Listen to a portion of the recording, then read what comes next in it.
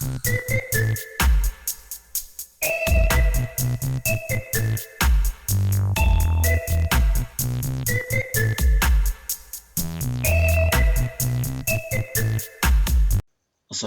warahmatullahi wabarakatuh.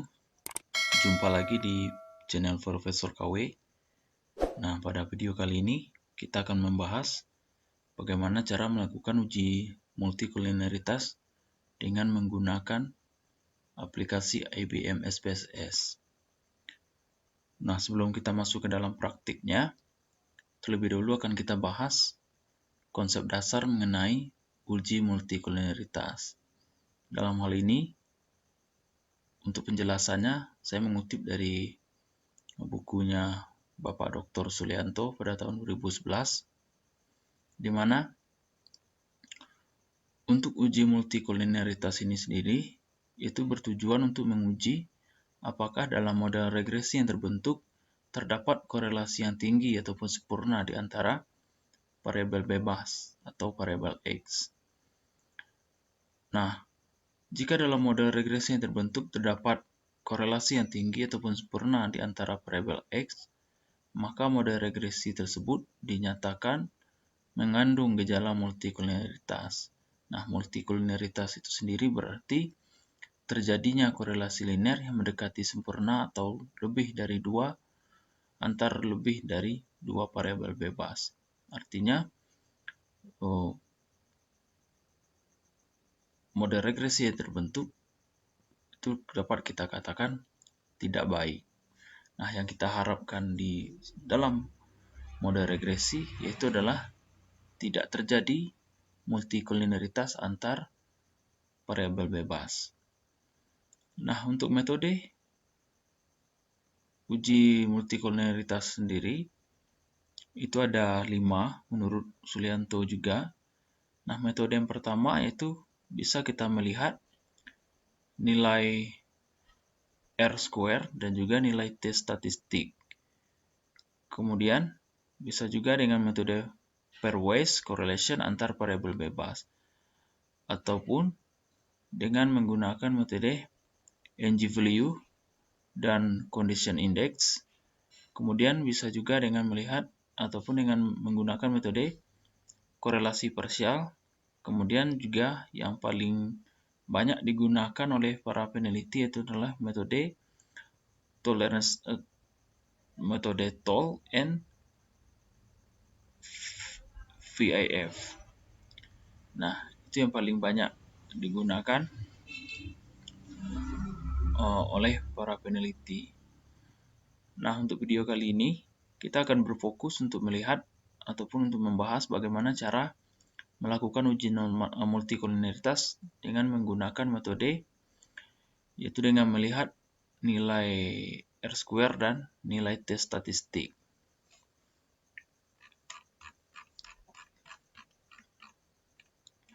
Nah, untuk melakukan uji multikolinialitas dengan melihat nilai R-square dengan nilai T statistik, maka di sini kita akan membandingkan nilai R-square dengan nilai T statistik itu sendiri. Di mana jika nilai R-square tinggi dan juga uji F kita peroleh secara simultan semua variabel X berpengaruh terhadap variabel Y, tetapi terdapat salah satu ataupun semua daripada variabel X ini tidak mempunyai pengaruh yang signifikan terhadap variabel Y, maka kemungkinan besar antar variabel X itu saling mempengaruhi.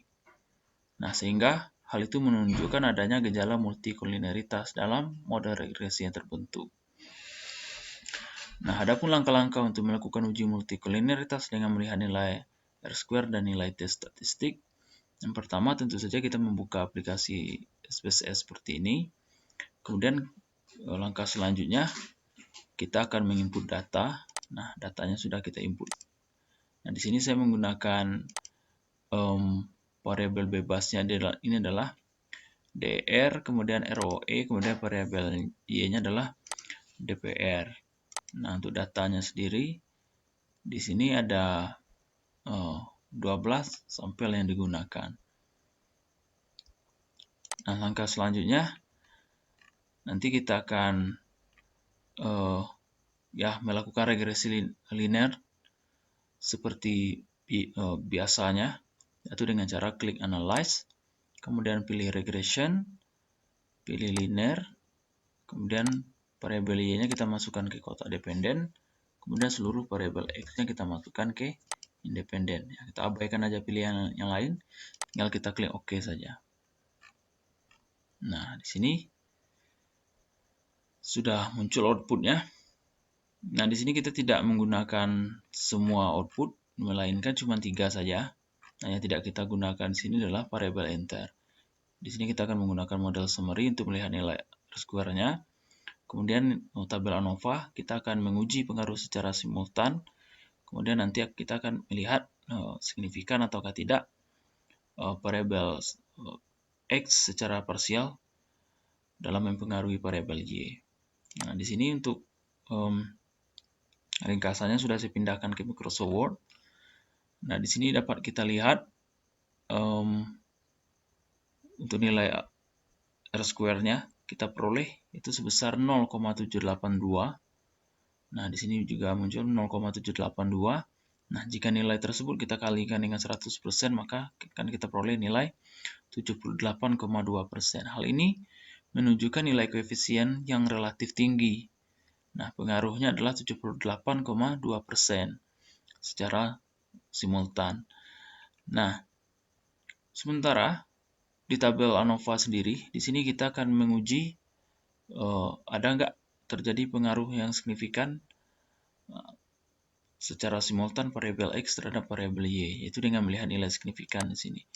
Nah, kebetulan nilai signifikannya kita peroleh nilainya 0,001, di mana nilai tersebut kecil daripada 0,05, maka tentu saja kita akan menolak H0, yang artinya terdapat pengaruh simultan antara variabel X terhadap variabel Y. Nah, untuk kriteria yang pertama sudah terpenuhi. Artinya apa? Nilai R-square-nya tinggi, kemudian terjadi ataupun terdapat pengaruh secara simultan semua variabel X terhadap variabel Y-nya. Nah, kemudian di sini kita akan melihat lagi untuk membandingkan dengan nilai tes statistiknya. Nah, kriterianya adalah untuk nilai tes statistiknya. Nah, jika tidak ada satu pun atau tidak ada salah satu ataupun tidak ada satupun variabel X yang berpengaruh terhadap variabel Y, maka kemungkinan dalam model regresi itu terjadinya multikoliniaritas. Nah, untuk melihat nilai tes statistiknya di sini kita bisa juga membandingkan dengan nilai T tabel. Kemudian lebih sederhananya kita membandingkan nilai signifikan dengan alfa. Nah, alfanya kita tetapkan 0,05. Jika nilai signifikan daripada variabel X ini kecil daripada 0,05, maka variabel X ini secara parsial berpengaruh terhadap variabel Y. Nah, kita lihat yang pertama di sini adalah nilai DR-nya, variabel X1-nya, ternyata nilai signifikannya adalah 0,039, di mana nilai tersebut tentunya kecil daripada 0,05, yang artinya terdapat pengaruh negatif dan signifikan variabel X1 terhadap variabel Y. Nah, kenapa kita katakan pengaruhnya adalah pengaruh negatif? Di sini bisa kita lihat koefisiennya bernilai negatif. Artinya apa? Semakin tinggi nilai DR-nya, maka akan menurunkan DPR-nya. Nah, kemudian untuk yang kedua, variabel X2-nya untuk ROE di sini kita peroleh nilai signifikannya 0,00, di mana nilai tersebut tentunya juga kecil daripada 0,05. Artinya secara parsial pun ROE berpengaruh positif dan signifikan terhadap DPR. Nah, kenapa kita katakan dia pengaruhnya positif? Karena di sini nilainya nilai positif untuk koefisien regresinya. Artinya apa? Semakin tinggi nilai ROE, maka akan meningkatkan nilai DPR. Nah, kesimpulannya adalah Dengan melihat perbandingan antara nilai R-square yang relatif tinggi yaitu 78,2% dan nilai tes statistik yang mempunyai pengaruh yang signifikan, maka hal ini menunjukkan bahwa model regresi yang terbentuk tidak mengalami gejala multikolineritas. Nah, sangat sederhana sekali dan gampang untuk dicerna. Nah, sekian dulu untuk video kali ini. Kalau ada pertanyaan, request, kritik maupun saran, silakan saja tinggalkan di kolom komentar. Jangan lupa untuk mendukung channel ini dengan cara subscribe, kemudian berbagi ke teman-teman yang membutuhkan.